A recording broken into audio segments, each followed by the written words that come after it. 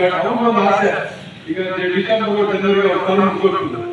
ಬಹುಶಃ ಈ 15 ದಿವಸ ವ್ಯಾಪ್ತಿಯಲ್ಲಿ ನಮ್ಮ ಕೋಲಾರ ತಾಲೂಕಿನಲ್ಲಿ ತೊಟ್ಟಿ ಪಂಚಾಯತಿ ಉದ್ಘಾಟನೆ ಆಯಿತು, ಬುಧವಾಡಿ ಪಂಚಾಯತಿ ಉದ್ಘಾಟನೆ ಆಯಿತು, ಐಕಾಸನಹಳ್ಳಿ ಪಂಚಾಯತಿ ಉದ್ಘಾಟನೆ ಆಯಿತು. ಅದೇ ರೀತಿ ನಿಮ್ಮ ಪಂಚಾಯತಿ ಕೂಡ ಗ್ರಾಮ ಪಂಚಾಯತಿ ನಮ್ಮ ಅವಧಿಯಲ್ಲಿ ಆಗಿ ಬಂದಿರ್ತದೆ.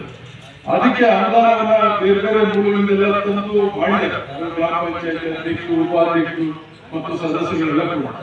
ಮತ್ತು ಒಂದು ಗ್ರಾಮ ಪಂಚಾಯತಿ ಅಂದ್ರೆ ಒಂದು ಗ್ರಾಮ ಸರ್ಕಾರ ಇದೆ. ಯಾವ ರೀತಿ ಕೇಂದ್ರ ಸರ್ಕಾರ ಇರ್ತದೆ, ಯಾವ ರೀತಿ ರಾಜ್ಯ ಸರ್ಕಾರ ಇರ್ತದೆ, ಯಾವ ರೀತಿ ಜಿಲ್ಲಾ ಮಟ್ಟದಲ್ಲಿ ಜಿಲ್ಲಾ ಪಂಚಾಯತಿ ಜಿಲ್ಲಾ ಮಟ್ಟದ ಸರ್ಕಾರ ರೀತಿಯಲ್ಲಿ ಕೆಲಸ ಮಾಡ್ತದೆ, ಯಾವ ರೀತಿ ತಾಲೂಕು ಪಂಚಾಯತಿ ತಾಲೂಕು ಮಟ್ಟದಲ್ಲಿ ಒಂದು ಸರ್ಕಾರದ ರೀತಿಯಲ್ಲಿ ಕೆಲಸ ಮಾಡ್ತಿರ್ತದೆ, ಅದೇ ರೀತಿ ಗ್ರಾಮ ಪಂಚಾಯತಿ ಅಂದ್ರೆ ಆ ಗ್ರಾಮ ಪಂಚಾಯತಿ ವ್ಯಾಪ್ತಿಯಲ್ಲಿ ಒಂದು ಸರ್ಕಾರದ ರೀತಿಯಲ್ಲಿ ಕೆಲಸ ಮಾಡಬೇಕಾಗ್ತದೆ.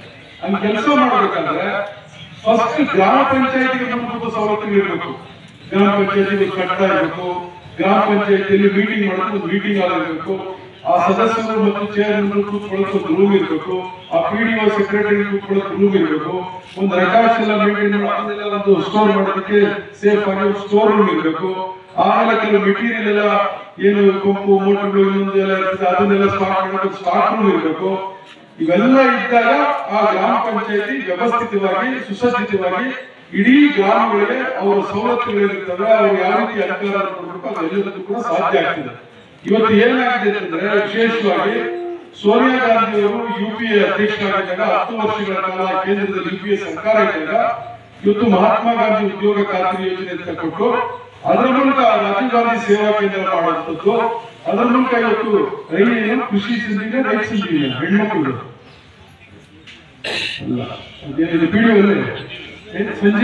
ಸಂಜೀವಿನಿ ಯೋಜನೆಯಲ್ಲಿ ಕೂಡ ಇವತ್ತು ರಾಜೀವ್ ಗಾಂಧಿ ಸೇವಾ ಕೇಂದ್ರ ಸಂಜೀವಿನಿ ಅಲ್ಲಿ ಕೂಡ ಇವೆಲ್ಲ ಕೂಡ ಗ್ರಾಮ ಪಂಚಾಯತಿ ಕಟ್ಟಡಗಳಿಗೆ ಬಳಸಿಕೊಂಡು ಇವತ್ತು ಬಹಳಷ್ಟು ಕಡೆ ಒಂದು ಸುಸಜ್ಜಿತವಾದಂತಹ ಗ್ರಾಮ ಪಂಚಾಯತಿ ಕಟ್ಟಡ ಚೋಳಘಟ್ಟ ಬಿಟ್ಟರೆ ಈ ಮೂರಹಳ್ಳಿಗಳು ಎಲ್ಲ ಪಾಪ ಅತ್ಯಂತ ಹಿಂದುಳಿದ ಸಮುದಾಯದವರು, ಪರಿಶಿಷ್ಟ ಜಾತಿಯವರು, ಪರಿಶಿಷ್ಟ ವರ್ಗದವರು ಹೆಚ್ಚು ವಾಸ ಇರ್ತಕ್ಕಂಥದ್ದು 100ಕ್ಕೆ 70-80% ಹೆಚ್ಚು ವಾಸ ಇರ್ತಕ್ಕಂಥ ಒಂದು ಗ್ರಾಮ ಪಂಚಾಯತಿ ಇದು. ಇವತ್ತು ನಾವೆಲ್ಲ ನೋಡ್ಕೊಂಡು ಬಂದಿದ್ದೀವಿ. ವಿಶೇಷವಾಗಿ ಇಲ್ಲಿ ರಾಮೇಗೌಡರು ಇಲ್ಲಿ ನಾಯಕತ್ವ ತೆಗೆದುಕೊಂಡಿದ್ದಂಥ ಸಂದರ್ಭದಲ್ಲಿ, ಬೈರೇಗೌಡರು ಇಲ್ಲಿ ಶಾಸಕರಾಗಿದ್ದಂಥ ಸಂದರ್ಭದಲ್ಲಿ ಇದೊಂದು ಕೋಲಾರ ತಾಲೂಕಿನ ಕೊನೆ ಮೂಲೆಯಲ್ಲಿರ್ತಕ್ಕಂಥ ಗ್ರಾಮ ಪಂಚಾಯತಿ. ಈ ಭಾಗ ಸಾಕಷ್ಟು ಹಿಂದುಳಿದಿರ್ತಕ್ಕಂಥ ಗ್ರಾಮ ಪಂಚಾಯತಿ. ಇಲ್ಲಿರ್ತಕ್ಕಂಥ ಜನ ಕೂಡ ಬಹಳಷ್ಟು ಹಿಂದುಳಿದ ಸಮುದಾಯದವರು, ದಲಿತ ಸಮುದಾಯದವರೆಲ್ಲ ಇದ್ದಾರೆ. ಇದನ್ನ ಏನಾದ್ರೂ ಮಾಡಿ ಅಭಿವೃದ್ಧಿ ಮಾಡಬೇಕು, ಇದನ್ನು ಕೂಡ ಸಮಾಜದ ಮುಖ್ಯವಾಗಿ ತೆಗೆದುಕೊಂಡು ಹೋಗ್ಬೇಕು ಅಂತ ಹೇಳಿ ಬಹುಶಃ ಒಂದು ಹೋಬಳಿ ಹೆಡ್ ಕ್ವಾರ್ಟರ್ ಅಲ್ಲಿ ಏನೇನು ಸವಲತ್ತುಗಳಿರ್ತವೆ ಆ ಎಲ್ಲ ಸವಲತ್ತುಗಳನ್ನ ಬೈರೇಗೌಡರು ಮಾಡಬೇಕು ಹೋಗಿದ್ದಾರೆ. ಇವತ್ತು ಏನೇನಿದೆ ನಿಮ್ಮ ಬ್ಯಾಂಕ್ ಇರ್ಬೋದು, ಕೆನರಾ ಬ್ಯಾಂಕ್ ಇರ್ಬೋದು, ನಿಮ್ಮ ಗ್ರಾಮ ಪಂಚಾಯತಿಯ ಪಕ್ಕದಲ್ಲೇ ಸಿಟಿ ಗ್ರಾಮ ಪಂಚಾಯತಿ ಹೆಡ್ ಕ್ವಾರ್ಟರ್, ಇದನ್ನು ಗ್ರಾಮ ಪಂಚಾಯತಿ ಹೆಡ್ ಕ್ವಾರ್ಟರ್ ಮಾಡಿಸಿದ್ರು. ಏನು ಬರೀ 1 ಕಿಲೋಮೀಟರ್ ಇದೆ. ಮಂಡಲ್ ಪಂಚಾಯತಿ ಹೆಡ್ ಕ್ವಾರ್ಟರ್ ಆಗಿತ್ತು. ಇನ್ನು ಪಂಚಾಯತಿ ಮುಂಚೆ ಮಂಡಲ್ ಪಂಚಾಯತಿ ಹೆಡ್ ಕ್ವಾರ್ಟರ್ ಆಗಿಲ್ಲ. ಗಮನಕ್ಕೆ ತರಬೇಕು. ನೋಡಿ ನರ್ಸ್ ಇಲ್ಲ ಅಂದ್ರು, ಪಕ್ಕದವ್ರಿಗೆ ನರ್ಸ್ ಕೊಡಿಸಿ ಬೇರೆಯವರು ಬಂದ್ರೆ ಬೇಡ ಹಿಡಿಯೋದಿಲ್ಲ ಅಂತ ಹೇಳಿ ಪಕ್ಕದವ್ರಿಗೆ ಮಲ್ಲಂಡಿ ಬೆಣ್ಣು ಕೊಡಿಸಿದ್ವಿ. ಬಿಟ್ಟು MLA ಹೇಳಿದ್ರು ಆ ಮಗುಗೆ ನನ್ನ ಸ್ವಂತ ಖರ್ಚು ನೀನು ಗಾಡಿ ಕೊಡ್ತೀನಿ, ನಮ್ಮ 2 ವೀಲರ್ ಈಗ 2 ವೀಲರ್ ಕೊಡ್ತೀವಿ ನೀನು ಓಡಾಡೋದಕ್ಕೆ.